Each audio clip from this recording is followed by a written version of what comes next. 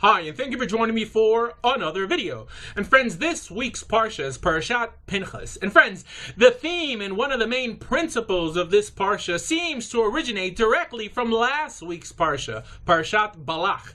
Because we spoke on how last week's Parsha was mainly about the person of Bilam and his wasted potential, on how there are so many individuals in our everyday lives who could not only be an asset to the Jewish people, but could also help increase the goodness in the world we live in. And friends, I think that this week's Parsha, Parashat Pinchas, starts out by illustrating what could happen if non-Jews choose not to go above and beyond the bare minimum they're expected to keep. In other words, what are the consequences? Because it states later in the Sefer that it was Bilam who sent the women to seduce the Israelites, teaching us that, friends, we're forced to share this planet, our countries, our cities with others, like it or not. And the attitude that you go your way and I'll go mine will not suffice in the world we live in today. That, friends, that as a world, we're either growing in holiness or we're dying for lack of it.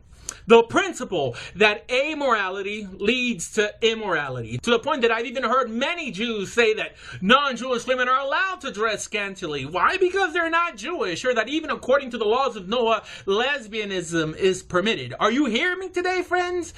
These people who say such things in the name of Judaism, are people who don't even think twice about what they're offering the rest of the world. They're people who just assume that as long as they don't kill us, we're happy. Well, friends, these people are not living in reality, which is why I believe that the Torah is telling us here in the beginning of this Parsha that the sexual immorality that's being depicted was actually the cause of a Ben Noach, teaching us that if we don't influence the world, my friends, the world will influence us. To the point that we even see Israel not only falling into sexual immorality, but even worshiping a pagan god and ultimately paying for it with their own lives, which, you know, actually throws a whole wrench in the whole jargon spoken by Jews today. The notion that Gentiles should just remain Gentiles and Jews should just remain Jews. Because honestly, prior to Bilam encouraging these women to seduce the Israelites, what law of Noah did he break?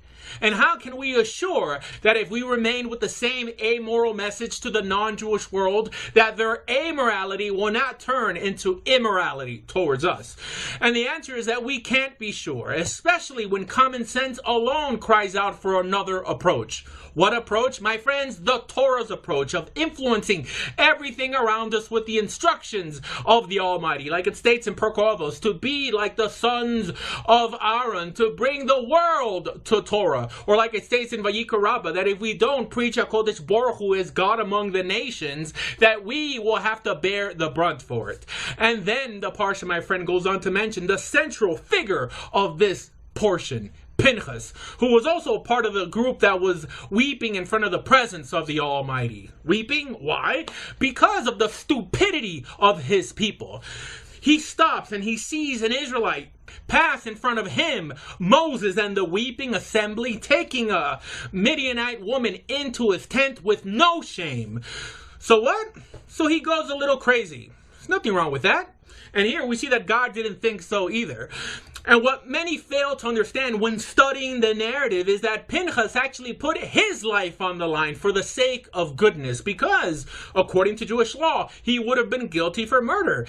And I'm sure he was aware of this. And friends, his act was more than an act of zealotry. It was an act of love, not just for the Jews, but for the whole world. Why? Because it was individuals like these that were destroying the last best hope for humanity. So if anything, his act was much more an act of martyrdom as it was an act of zealotry. And what many people fail to acknowledge is that the Jewish people created the concept of martyrdom. How? Because, friends, in the past, people did not die for their gods. I mean, we know that perhaps they sacrificed others to their god, but the concept of offering up one's life for their deity did not exist till Judaism, which is why the Parsha states that the reason Pinchas did what he did was because he was zealous for the honor of God. To the point that it states that this one man turned the Almighty's anger away from the Jewish people and even stopped the plague, teaching us that one man, my friends, one man could make a difference.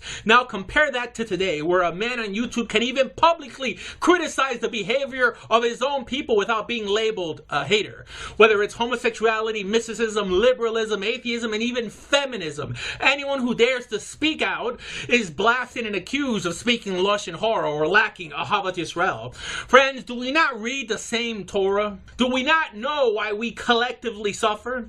And many are probably thinking, how could I be pro-proselytizing and at the same time call out the sins as I see them amongst the Jewish people? And friends, if you're thinking this, then you've missed the point of it all. Why? Because the Torah, my friends, will sell itself if it's presented correctly to the masses. There's no need to whitewash its people to make it seem more appealing. As a matter of fact, this is what gives our book the most credibility, the notion that it criticizes its own. In other words, survival was never a virtue in the narrative, but just obedience. In other words, if we keep Torah, God, will ensure our survival. Now, I'm in no way telling anyone here to take the law into their own hands, because, like we said, that even according to Jewish law, someone who forgoes the judicial process in such a manner is liable for the death penalty himself. But rather, we should just do as it states in Perkovos, that in a place where there are no men, strive to be a man. And then, friends, the Parsha here has the Almighty reminding Moshe Rabbeinu that because of his sin, he won't enter Eretz Yisrael. And what does Moshe Rabbeinu do?